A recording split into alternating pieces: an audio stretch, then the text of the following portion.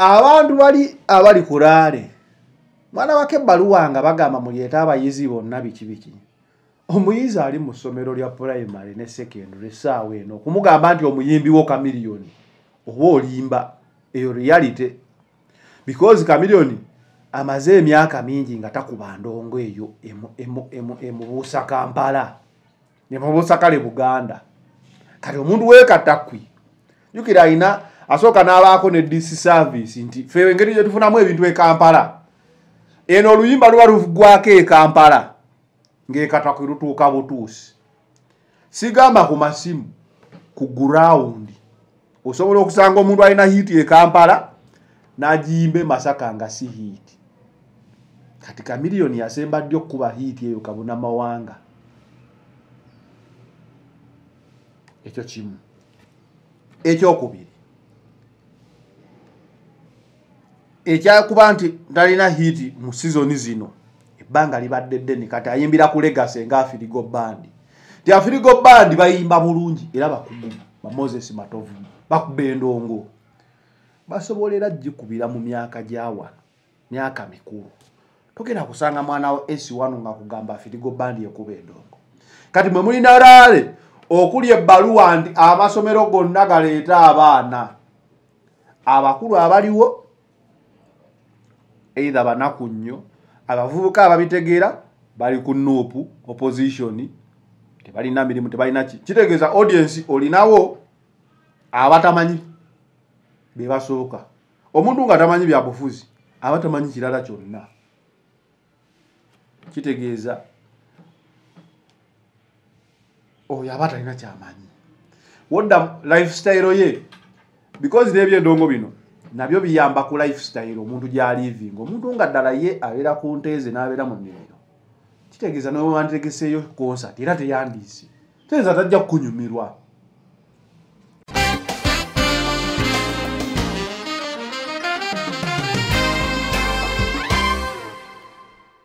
kunoonyereza ku kyagenda mu maaso tetwagala kubuukira bigambo nti oba kino kyatuukawo oba kino kyatuukawo katulinde sayansi atubuulire kyennyini ekyatuukawo okusinziira ku bye basanga ku mubiri gw'omugenzi n'oyo eyafuna ekisago era tujja kukomawo era tubabuulire naye nga statement eyafunibwa tetulina capacity emusigaza nga suspect kuba ye yaliwo n'omuntu eyafa era kyenkana obeera suspect kuba alina ebisago by'amaanyi ffe nga poliisi tetulina capacity emusigaza mu buddukulu waffe so kaafune obujjanjabi bw'anaamala obufuna fayiro tujja gitwala eri omuwabi wa gavumenti atuwabule kikyetuzaako naye essaawa zino netwagala kubukagana na bigambo nti oba kino oba kiri ng'ebitambula mu social media twagala kusinziira ku bujulizi obwenkomeredde okumanya ki ekyatuukawo ebyogerebwa nti wali amasabe owe biki bye mwasanga tetumanyi ffe tetuli ba expert kumanya nti oba lino ssabo oba nedda naye kituufu waliwo awantu boyinza okulowooza nti basabirawo oba bakolerawo ekintu ekirala ffe tetuli bakugu nnyo okumanya biki biyinza kukolebwawo naye nga mwalimu kyetwandiise ennyumba eziriko essubi siyinza vaayo okugamba nti masabe oba neddaseewo ebyo si byaffe nga poliisi okakasa okugjako ye nga ye bwatubuulira ekigendererwa naye kitaali interest yaffe yali awali enjege eno ennyumba yalimu enjege eyo oba akasenga kalimu enjege eno ngenze mu ddwaliro okulaba mwami Brian White omulabyeko era ne twogera for like 30 minutes nga tuli mu eddwaliro eriri erweza eryo first of all si kyangu mulaba it's not like ewo okuva nti oyingidde mu ddwaliro nga bwogenda okulaba omulwadde security y'amaanyi ataliko I think ba relatives security ntegedde ku nti omuntu ayinza okufuna obuzibu ayinza okuba ku kitanda awo n'afuna obuzibu simanyi I don't know whether it's government oba yeye personal security ye naye nga anzikiriza nengenda nemulabako nga njagala kutegeera so nze kisooka kyawo nadde mmanyi nti gundi yabaluse gas and I think kati ekituufu kyekino kuba nzikirize mukama wake yes agamba amasannyalaze gabadde gabatawaanya emabegakaawo nga gavaavaako kati ayina boys quarter ku nju ye kati oyo muwala eyabambi yafudde babadde basula ku boys quarter waliwo girls wing n'abalenzi n'abalala abasulayo kati amasannyalaze gavaako yali amanyi gajja kuba bali line emu ne mwamuhozi tegatera kuvaako kati gavaako bafuna bino bikande ebinene ebyo balina bikande ebinene agende nga abawa kati akwata kando agenda mu room kati room eyo nga waliyo petroli waliwo omuvuuka oba agamba bakola walina abadde akanika cabinet bintu bye this is a story I'm reporting as a journalist Saka uliriza nga bwe nandiwandiise story Jakubaseka ulizo oli alina horses mouth from Brian White this story because nze nkwe mbadde manyi gas kati ambuulira ekituufu ekyaliwo kati bw'atuuka mu room eyo ng'akutte kando omuliro all of a sudden ne guvaayo nze kati bwe mbadde ndoza ne gas kumbe mafuta kati adduka afuluma awulira omwana alaajana nti bannange nfa muliro gunzita addayo amusangayo akutte essuuka limu nga bw'omanyi ekidomola nga kisaanuse nga limuggweramu bugwezi bweti kati Brian White ayina amabwa n'ebigere nga sobola bbira omulimu gwamukuba paki nemabega yonna yonna agenda na ku sajjali.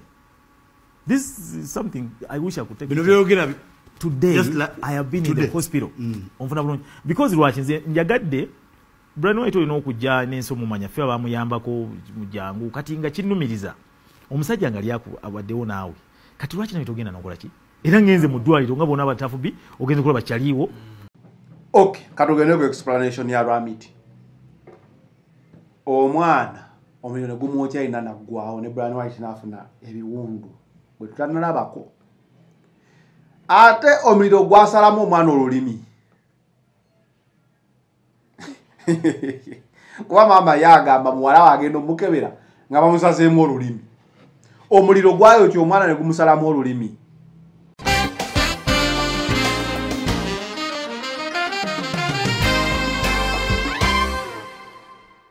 Nana Hub Mouthwash lyeddagala ettuufu lye nnakakasa mu kujjanjaba endwadde z'amannyo. Amannyo gakuluma bw'ossaayo ekyokya oba ekinnyogo gagasanyalala bw'osenya ovaamu olusaayisaayi oba ogayiza ludda lumu. Senyesa Nana naye weegendereza abafere tebakuguza kappa mu kutiya musange mu famasi zonna. Nana yakakasibwa National Drug Authority. أعوذ بالله من الشيطان الرجيم بسم الله الرحمن الرحيم السلام عليكم ورحمة الله تعالى وبركاته. nze Haji Yasin kiza omusomi w'eddwa nkola ku misango bula ly'abaana gwa yalimu okuzaala abonaabona anoonyeza obufumbo n'obutambulamu emirundi gyonna akaabya obwavu atalina mulimu ebizibu eby'amaka eby'emmaali omukisa yagenda ebulaayo okukola toyina mirembe toyina mirimu nsangibwa lugalambu kuba ejjinja osobola okukuba ku nnamba ezo ali ewala osobola oyita ku WhatsApp namba zange ezo zolaba ku screen yo. Focus 360 the final channel kwoli nga bulijjo tubeerawo kubanga tubawa updates ez'enjawulo okusinziira biki ebitambula mu ggwanga. Olunaku olwaleero eno yandibadde Eye on the Press naye nambeemu agenze kubeera nga atambula n'omukulembeze mu season eno waze mu Buganda so tetusobodde kubanga tumufuna naye ensonga z'okwogerako zo weeziri. Tugenda kuba tubawa update biki ebifaayo ate era nga tubabuulira na biki ebyokwogerwako. Olunaku olwaleero nyongero bajuguza tubatuusibwako Nana Hub Mouthwash.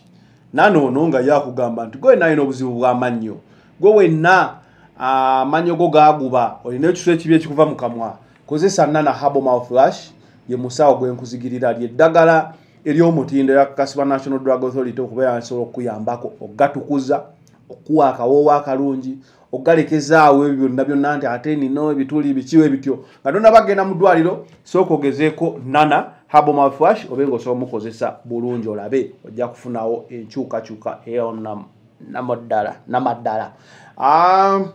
namaddala enkyukakyuka tebaguza kapa mu kutiya. Nga bulijjo era Haji Yasin Kiza musomi wa ddwa gwalina ebizibu ebyenjawulo nga bikutawaanya sente teziwera azokola ze zigenda abakyala bakutawaanya ebizibu ebyo waliwo ebizibu ebimu nga byetaaga just saala. Haji Yasin Kiza ajja kusomera eddwa abenga asobola okuyamba bangi bagenzeyo bagamba bikola nawe osobola okuba nga ogenda noba kwabo. Dr. Jose Chameleone bwe tutuuse mando olwaleero weekend ye yakitegedde ekyatuuse ku Dr. Jose Chameleone kyewuunyisa oba kikola amawulire but on the other hand tekyewuunyisa kubanga kibaddewo.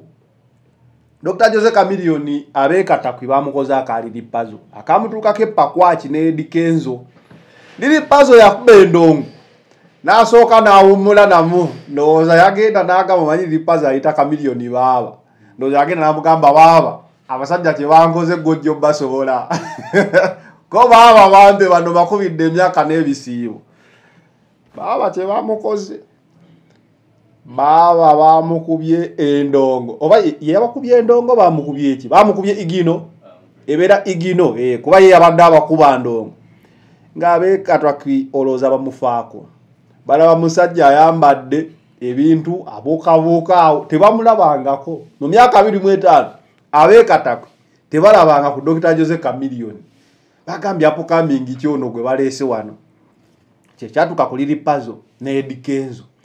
Lidi pazo yakanyagenda ogule mmotoka nga beeri pakwaki bagamba fe wano tutambuza bigere wandireese pasi natuyimbira bali mu mmotoka fe tuli ku bigere enkudi nti wano be tetugiyita nkudi oba bagiyita kyabeekatakwi ng'ebintu byonna tebigatta kyekyatuuse ku Dr. Jose Chameleone. Chameleone ono azze akuba ng'era bakugamba Chameleone kasitaabuuka Buganda n'agenda eyo mu North ne East akuba Oluswayiri yakanye kuba bipepe wo bibadilisha nga uwa buli omu atunula ati bagamba yangu okubuukabuuka ne gandula zoma lo tuvire okumanya endongo yakeese Chameleone n'akuba ne tubonga naawe nga nayo tebagitegeera waliwo okuba endongo kati Chameleone ye musajja akubye endongo nga tagyekubiza naye yanoonyeza buli wamu muziki kigwa yinzo kuba n'abagamba kale mumpe kutubonga naawe tulabe oba yo bagitegeera nga abeekatakwi bagamba be poza basoga be bagamba be abeekatakwi mugamba ki nai endongo yaganye okunoga omanyi baddawo ne bagamba Bobi Wine abantu bajja kulaba muyimbi twakafuna kati incidents eziri kiriya nti abantu abajja ku Bobi Wine tebajja kulaba muyimbi bajja kulaba muntu ayina ebigambo by'abagamba ebyessuubi kuba senga byali byakujja kulaba muyimbi abantu bandira biriri puzzle abantu bandira be Eddie Kenzo bandira be Bebe Cool Eddie Kenzo yatuuka n'akuba endongo minister n'avayo n'agamba abin amuko awone bagamba kumuko tutegedde naye ku ndongo tewali era akalulu Eddie Kenzo ke yafune yepakwaki kali kamuko kambo wa atotwalira omwana kale ekyo katukikwebazeeko ku lwekyo naye ekyendongo be so abantu bano tebajja kulaba muyimbi naye netugamba nti no bazze kulaba muyimbi ne Gravity yagamba nabalabye Gravity ayine kikazi ekyamabina amanene kyekitrace bannaye kiganyenya naye waliwo osavinga omuntu ekintu nga kingi fena twagala okulya si bwe kiri naye waliwo bakuwa esepiki katugambe nti no kati abasomera mu kisulo mumanyeze esepiki zibazimbira mu kyoto holi ne waba akwagala nnyo nagamba bannaye nkuleetedde ku mmere nakuleetera esepiki eyo gibasavingira mu kyoto okimanya osobola okulemwa n'okuggyako ekifi ekimu kati kyekyatuuka ku mwana muwala ono mangi nnyo nti n'abantu bawunga buwunzi nanyenya bakola bati nga tebategeera kye balaba kiki barane we that aside onkola ye justice naye gaba mangi enkola terina buzibu naye ensavinga yeriko obuzibu era temungida body I'm not body shaming anyone but if you know you have something how do you serve it bantu baze kuwulira bintu wabo noma ate gano olaza no gambo babye bikolimo bino sente zibuzi anyway Chameleone lwaki endongo yamulemye oba abantu beekataki baganye endongo 1 tebajja kulaba bayimbi 2 abayimbi be baleeta n'abantu abajja balaba bintu bibiri byanjawulo wobanga oli fani wa Chameleone essaawa eno ng'ogamba Chameleone ye muyimbi wange trust me essaawa eno emyaka emitono ennyo gy'oyinza okuba najjo gisobola kubeera myaka tugamba 2 abo be bantu boyinza okugamba nti kale osobola okuba n'emyaka nti 26 Kamiliyoni Endongo tagikubidde emyaka egiwera 25 kati ate kitegeeza faani wa Kamiliyoni kati omutuufu ayinza okugamba nti Kamiliyoni ye muyimbi wange alina kuba myaka gyaffe 35 okudda waggulu because aba yakusanga nga waliwo akaana akatategeera Ndongo akaana akategeera Endongo kayinza kuba ku myaka nga ng'ena kitegeeza ogataka 25 gyakubidde Endongo kana ako kaba kawezezza 3 katwale kale kuva kwa 3 omuto why abantu abali kulaale mwana wake ebbaluwa nga bagamba muleeta abayizi bonna biki omuyizi ali mu ssomero lya primary ne secondary essaawa eno okumugamba nti omuyimbi wo Kamiliyoni oba olimba eyo reality because Kamiliyoni amaze emyaka mingi nga takuba Ndongo eyo emubuusa Kampala nemubuusa kale Buganda kati omuntu weekatakwi jukira alina asooka n'abaako ne DC service nti ffe engeri gye tufunamu ebintu e Kampala eno oluyimba luba luvugwako e Kampala ng'ekatakwi lutuuka butuusi sigamba ku masimu ku ground osobola okusanga omuntu alina hiiti e Kampala n'agiyimba Masaka nga si hiiti kati Kamiliyoni yasemba ddyo okuba hiiti eyo kabuna mawanga ekyo kimu ekyokubiri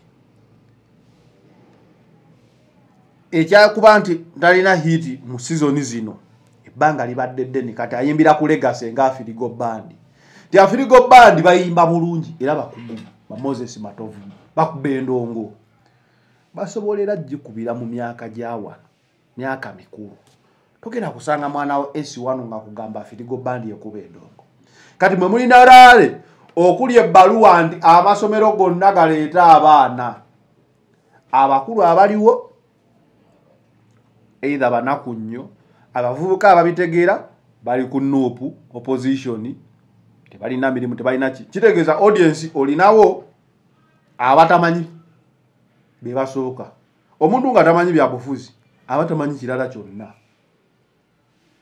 kitegeeza oyo abatalina kyamanyi wodda lifestyle ye because n'ebyo Endongo bino nabyo biyamba ku lifestyle omuntu gyali living omuntu nga ddala ye abeera ku nteeze n'abeera mu nnimiro kitegeeza n'owe wantegeseeyo concert era teyandiise tegeeza tajja kunyumirwa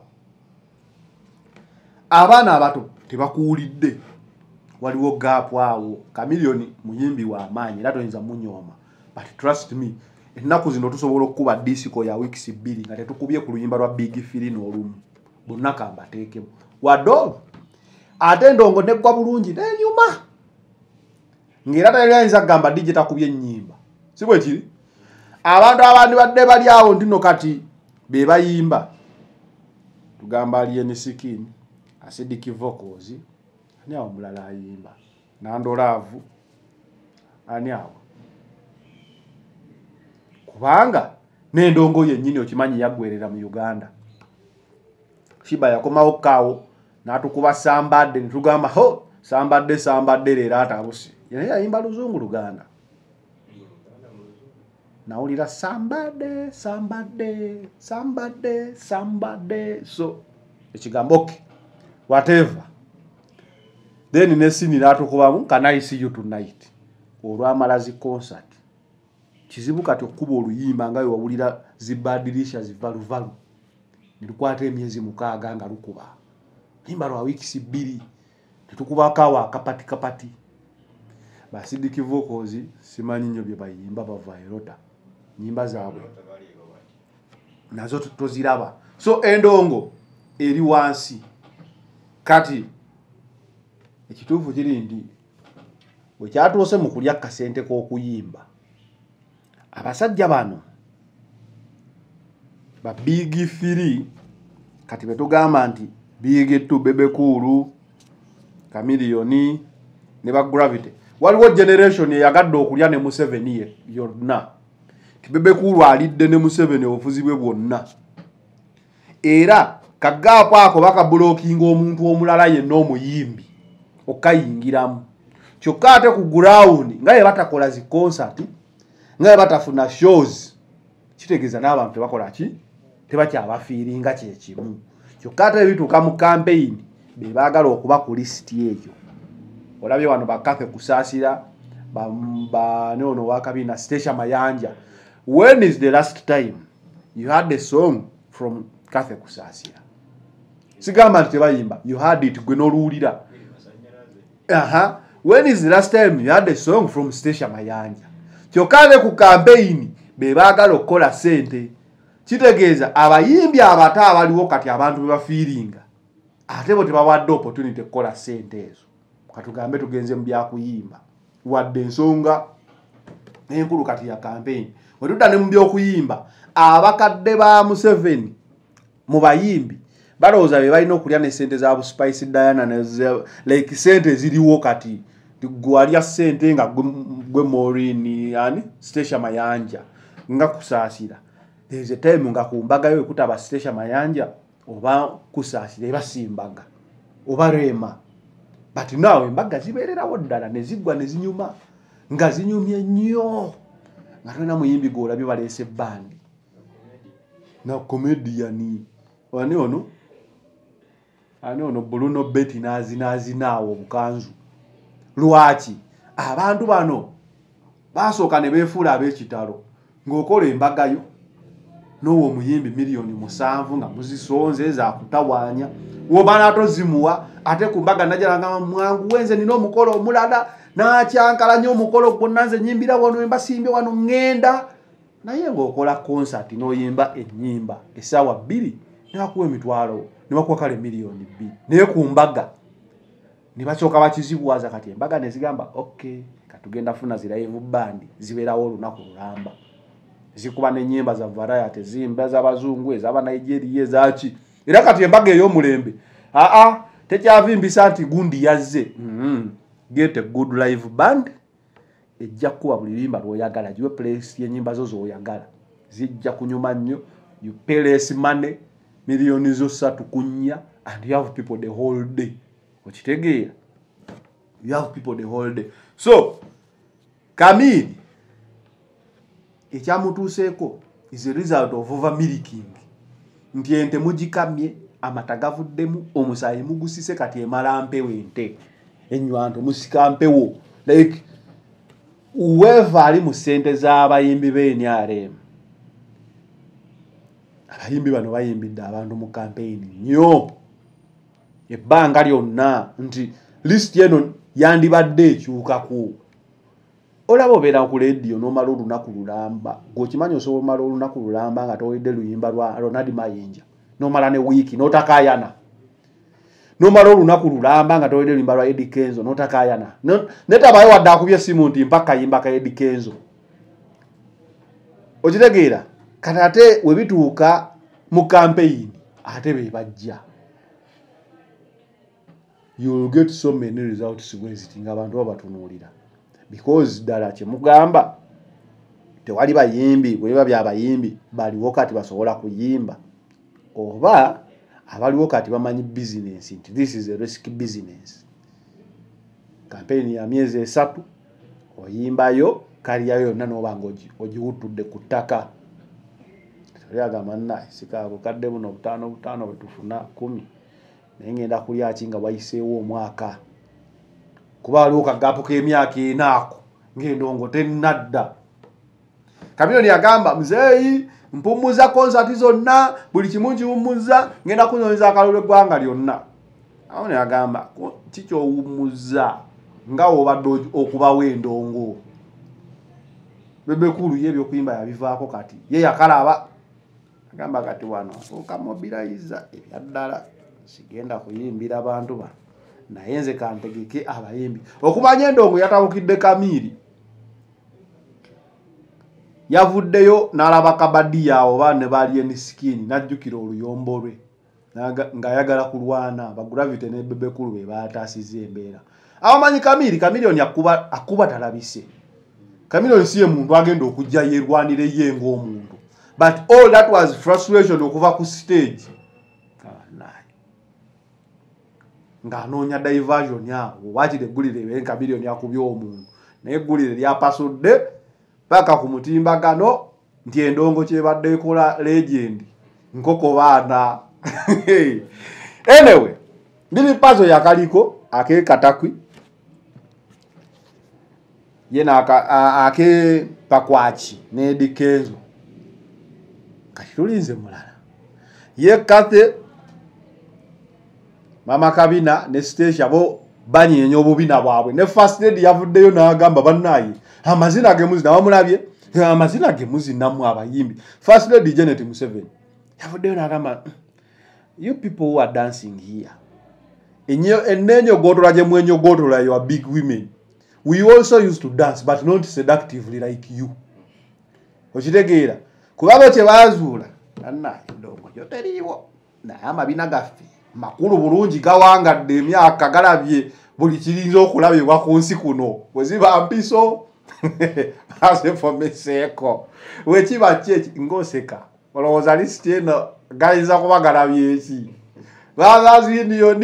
fathers union biki gabirabye byonna string byonna gabirabye kati gye wadde kitanaba kubeera nga goolesebwa eri abantu kati ayimbayo kimu bibiri nga mabina kimu bibiri omuyimbi ayimba atunulidde abantu bano waaki bayimba bakubyeyo mugongo kubanga tebalina ndongo yawa abantu naye amabina gaabwe bagakola ki bagalina ate bamanyi Abannayuganda n'amabina oba bagasuubulawa oba bagakola batya kati first lady yavuddeyo n'agamba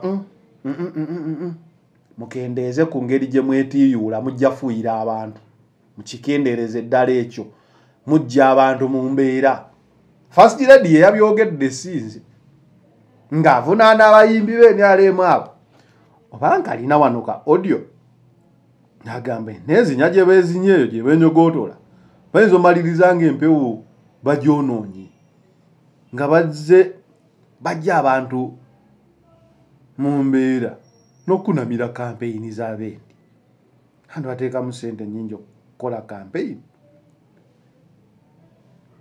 barenewe nja kanoonya singa wabeerayo awakana mbu teyakigambye nga nkanoonya nkateekawo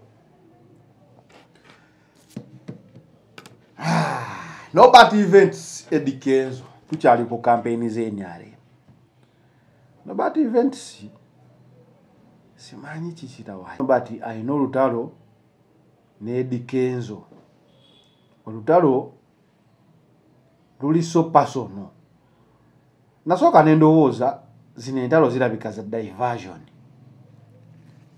naye lwakwata liwa DNA nze tebamala kukebera busomi bwa magumba nze wange taata amanyikiddwa n'ebyasi bya kamera ne Nobody mwana wa mulwanyi lwakwata liwa DNA nze tebamala kukebera busomi bwa magumba nze wange taata amanyikiddwa n'ebyasi bya kamera Kenzo nkuddiremu mpulire nange ni mwana wa mulwanyi fakati nze jjawo wange yalwana entaka n'alwana nze byange siga DNA ebyange siga DNA ebyange sibya kuziikula mulambo bakebera obusomi bakebera ku baganda b'abaana I'm genetically a son of a fighter and a grandson of a fighter. Kenzo ekyokubiniza ebijjibi nze balina gye batuziika kati Nobody simanyi kikyabawo ku Kenzo yagambye nti Kenzo ye wa Chinatown mu balwanyi ye original ye si wamala kebera busomi si wakuziikuula like olutalo lw'abano nasooka nendowooza bya diversion just okukola tokability internet mugijjuza ebintu ebyo mu bike amawulire agamu but it is now more personal kubanga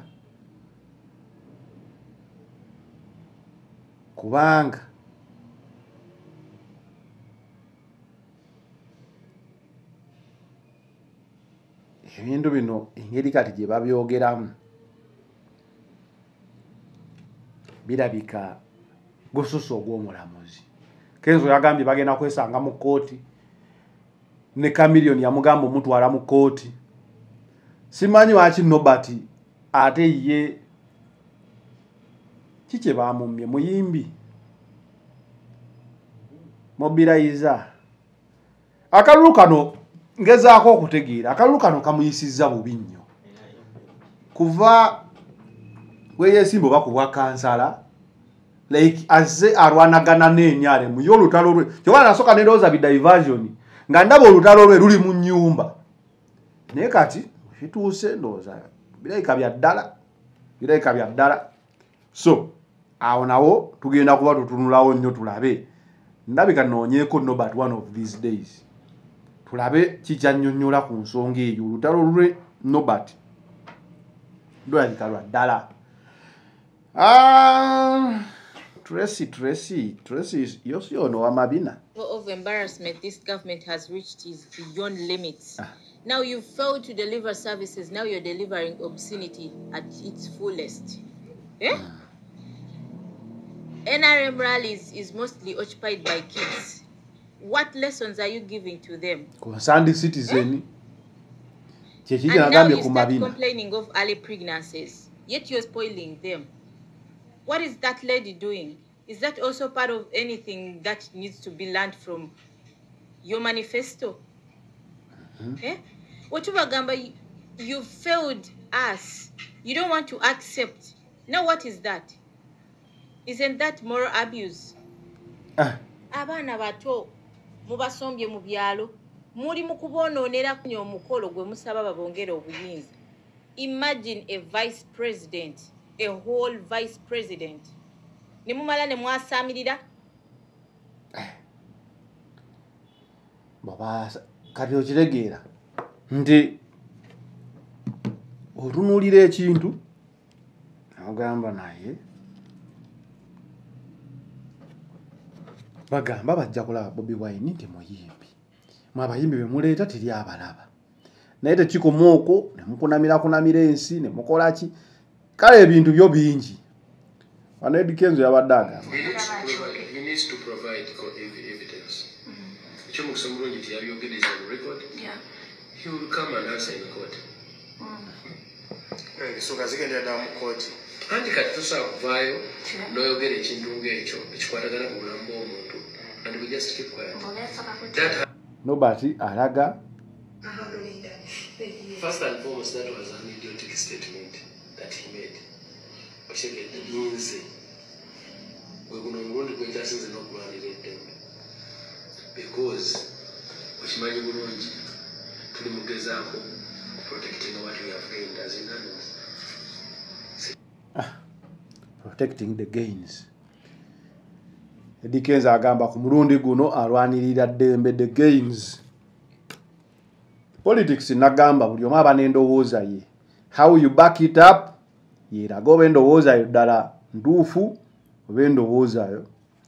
Irene Namubiru naye yavuddeyo n'agamba kale bambi ofanga toyimbidde bantu beekatakwi binombu wuuba tuyimbe ffenna.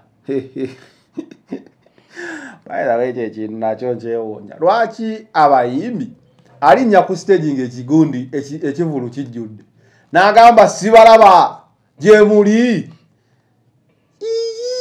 kati gwe ogenza okujja tolina maaso gye muli sibalaba wuuba tuyimbe ffenna bakusasudde miliyoni zo 10 ojja otuyimbire osoose ogambye tuyimbe ffenna osoose n'otugamba tetulaba tuwuube tugenda okumaliriza nga ffe batasasudde tukoze okusinga gwe yasasuddwa bwe ekyo ekintu kyantama gye muli sibalaba wuuba tuyimbe ffenna ate Uganda oye omuntu bamusasulidde kuyimba aleekanaawo n'aleekanaawo n'ava ku siteegi nga akubye ekivulu akubye eki kinga okuba omuzambi w'omupiira bakutadde mu kisaawa ate nga gwokasuka zifiro ini kale goal no zikasuka naye nga do something anyway maybe performance was just in ayire namubiru naye yabadde alina oyingira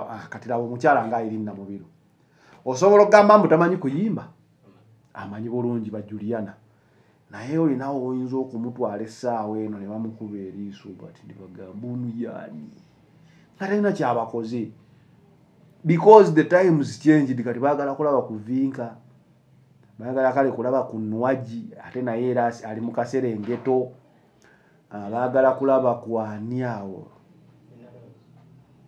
na Rose nayo nabali Kaserengeto ba Spice endongo yo akaserengeto onoonya gwe baagala okulaba ono muwala Gloria Bugi yasooka n'atulaga amafiga mabina naye kati agenda kulagayo kyekirala omanyi waliwo okola ebintu ne biggwayo ebintu biggwerayo ddala amabina ga Gloria Bugi gaggwayo kati alina oba kukolayo katambi ka musiro motion kuba kati naye ye yamalayo si ye yakunama n'atulaga akapa kyogedde yakunama waati n'asooka amulisa eggulu oyo yamalayo buli kimu yakiraga alinga omukulu awo nalaba omulenzi ono neŋŋamba sikikkiriza nti omulenzi ono nali mukutteko mu ngalo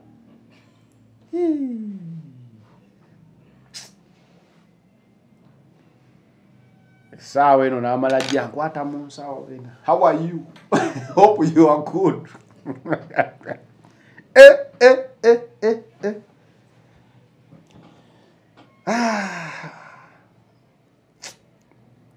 kibi nnyo anyway nga tweyongerayo gana mawulire nga yise NRM set storage nga ndi nnyo mu bintu bye NRM okimanyi fayiro yabuze fayiro ngegende ebula wano ku kibuga fayiro yabuze nayo fayiro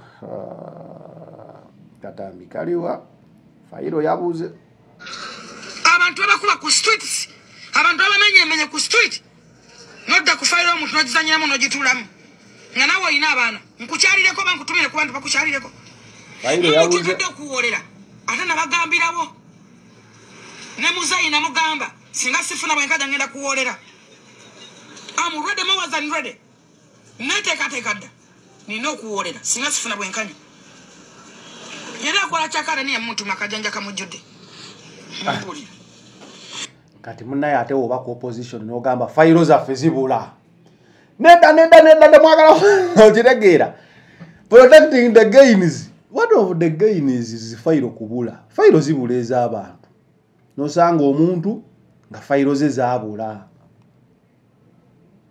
so fayiro yabuze but if we are protecting the gains fayiro okubula is one of the gains sibwe kiri so fayiro zabuze fayiro zibulanga until fayiro yo yebebuze otegeera nti fayiro zibula kuva ku poliisi paka mu kooti nabakuvuga mu kimotoka na kooti kiraka awo fayiro yeteriiwo ne bakuzaayo nga fayiro ebuze tebula mbuno osonyiibwe afayiro yoyo yabuze nomala ebbanga mukomera nga fayiro waliwo just agikweka muze baleeta olwo olunaku so okubula kwa fayiro kuli tuwe either gwovunaana agulirira wali bakooti kiraka fayiro yo ne bagibuza nobeera ng'okyaliyo oba gwe ate aloopye fayiro yo nebula oli n'atavunaanwa oba okitegedde kati wano fayiro yabuze muki yabuze mu oyo tetumuvunaana naye waliwo fayiro y'omuntu nga yasibwa ali mu kkomera ayagala kweyimirirwa ate fayiro ye naye nebula nga kooti tena kyesobola mukolera ne bakugamba fayiro ebuze okumala emirundi ng'esatu nga bakuleeta kolinga wakola ebintu bye ku ttaka lyo wakola ki fayiro yabuze so fayiro zibula bw'olabanga omuntu ng'agamba fayiro yabuze kkiriza nti zibula katolabe ebula ku banene wakati ono munene naye bombi banene kati abanene n'abanene fayiro zaabwe zibuze. That means one is bigger than the other. Sibwe kiri omu muneneko okusinga ku munene omulala. Naye saasira omuntu wa bulijjo nga yesse munene wa bulijjo wamuyita na muntu wa wansi, waliwo omunene amutulugunya amubaka akataka ke, waliwo omunene amusibira ensonga nga balwanira mukazi, waliwo ogitegeera fayiro nebula. Fayiro zibulanga. Aha. Fayiro zibula. Mukubula kwa fayiro okwo. Tuli badde mawulire ga Brian White. Siye galwadde. Okimanyi Brian White agenda ova wano ng'aliko fayiro. Omulundi guli ogwasooka. Olowooza ziba zaakola ki? Ziba tezaabula. Kwa ne parliament yali emuyise nga abazadde bali awo. Fayiro ne zibula. Over time fayiro mukubula mwalabye ebyatuuseewo. Naye okumanya anayi waliwo ebintu ebituukawo mu nsi n'ogamba kino kisobose kitya. Gwe okimanyi nti kati ebintu bya Brian White biri mu fayiro kubula. Okimanyi nabyo fayiro esobola obula. Kankulage owendowooza endo nasobola obutakitegeera nti fayiro ebula. Naye kansooke nkunoonyeze wentegerera nti kati fayiro eri mu kubula. Katambi kano kaliwa nakalabyewa.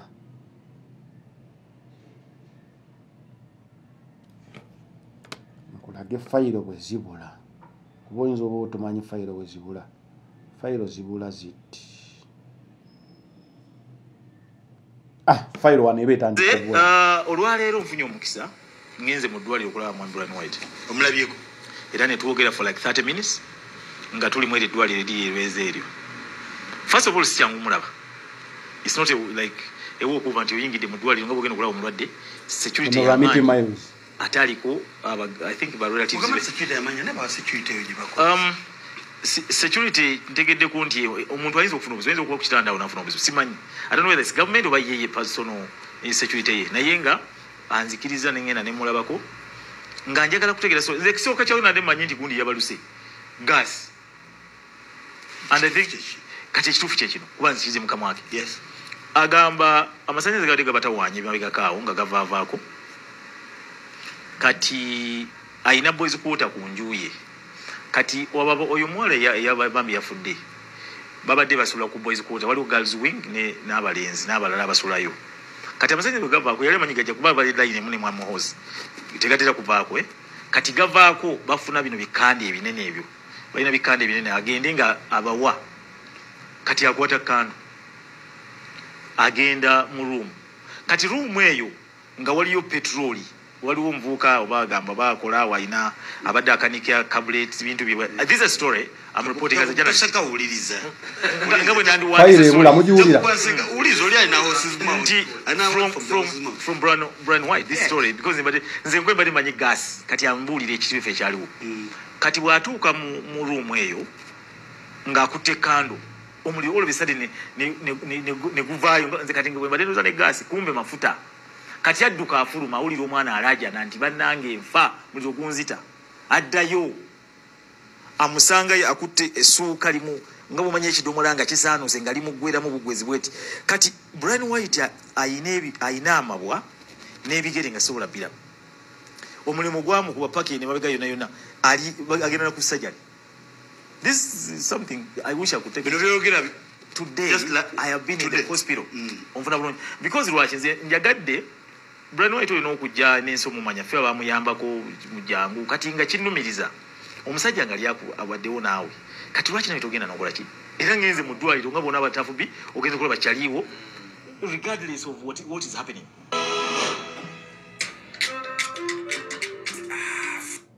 Fayiro ogiwulira weebula. Kati kye bayita fayiro okubula. Fayiro ebula etya. Tandika oteekawo narration. Twalaba essabo. Si kye kiri? Ne tulaba awo Yesu Kristo, ne tulaba Illuminati, ne tulaba buli kimu. Omukulu ali kulaga bakanikirawo petroli. Bakanikirawo. Gwe wootunula mu katambi akaalaga. Okimanyi tewaaliwo wonna w'osobola kanikira kubanga n'emmotoka teziyingira. kati babadde bakanikirawa. Did you see anything like garage mu video ezo zebata? Tewali. Ekyo kimu. Omugagga Brian White eyo ennyumba ekulabikiranga awe babadde ekulabikiranga amasanyalaze agabatawaanya ne baba na kando nti tebasobola sola balina kando bagula bikande ebinene agamba bagula bikande ebinene naye ate namala n'agamba bali ku layini emu ne muhoozi tegatera kuvaako kati kyekyo abaguza kande enene okitegeera tegatera kuvaako bagula bikande ebinene omuntu alina essabo ne kando tebikwatagana nnyo because essabo subi okitegeera the whole setup petroli yayokya mwana n'atayokya kizimbe nti petroli yabuukira mwana n'amukoma ku mubiri n'atayokya kisenge kyonna. Did you see any video surfacing ng'ekulaga nti wabaddewoko ene outbreak y'omuliro? Olaba edduuka linyooka bunyoosi ne litayaka naye n'olaba ne kkala n'ozowulira ono Ramiti Miles yeesimbyewo Nakawa, one of you call him a senior journalist in Uganda, abadde akola ku TV ezimu ezisinga amaanyi Bukedde Spark si TikTok WBS akuwa explanation eyo kati okay katugende ku explanation ya Ramiti. Omwana omuliro gumwokya ina naggwawo ne Brian White n'afuna ebiwundu bwe tutanalabako ate omuliro gwasalamu omwana olulimi kuba mama yagamba muwala wagenda omukebera nga bamusazeemu olulimi omuliro gwayokya omwana ne gumusalamu olulimi. Waliwo omulala gwe nalabyeyo baku promotions nga explanation nayo yambuza ya fayiro nti omwana yina bamuyiira amazzi okuva eno yonna wantu ne bamuyiwa ne mu bukyala nga gavaayo amazzi amayitirivu.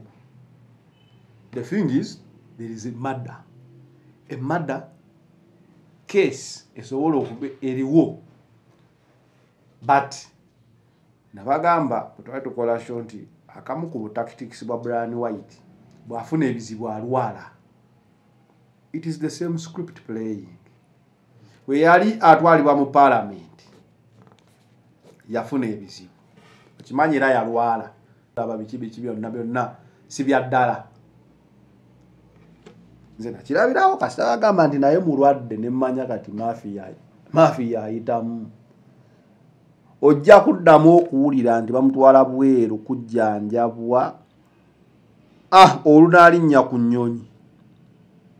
You wait for another 5-10 years and see. But fayiro okubula ebimu ebityo ebibeera.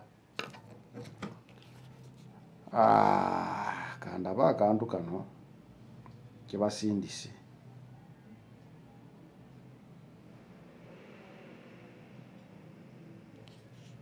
Bano kufuna bisago ebyaviirako omuntu omu okuba nti afa omulala n'atwalibwa mu ddwaliro naye ekyo bwe kinaaba kikakasiddwa abanoonyereza ne batuwa alipoota eyo tujja vaayo era tubategeeze naye nga twasobola ogenda awakaawe we yali abeera ne tusobola okukola statement kwabo bonna ababadde babeerawo naye twafuna statement ye.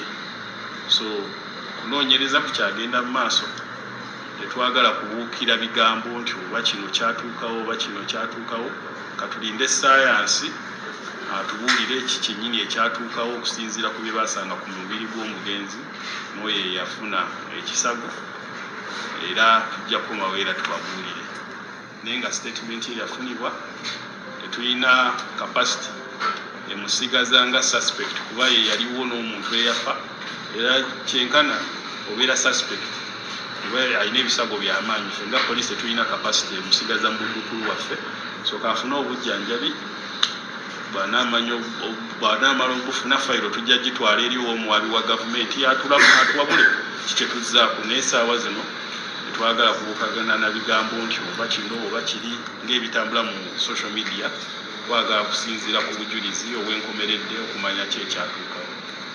Ebyogerebwa nti wali amasabewo biki bye mwasaba? Tetumanyi, ffe tetuli ba expert kumanya nti oba lino ssabo oba nedda. Naye kituufu waliwo awantu boyinza okulowooza nti basabirawo oba bakolerawo ekintu ekirala. Ffe tetuli bakugu nnyo okumanya biki biyinza kukolebwawo, naye nga mwalimu kyetwandiise ennyumba eziriko essubi. Siyinza vaayo kugamba nti masaba oba nedda seeru, ebyo si byaffe nga poliisi okakasa, okuggyako ye gaye bwatubuulira ekigendererwa naye kitaali interest yaffe. Interest yaffe yali awali enjega eno, ennyumba eyalimu enjega eyo oba akasenga kalimu enjega eno, n'okumanya ki ekyabatuukako bombi n'okuviirako omuntu ono okufa.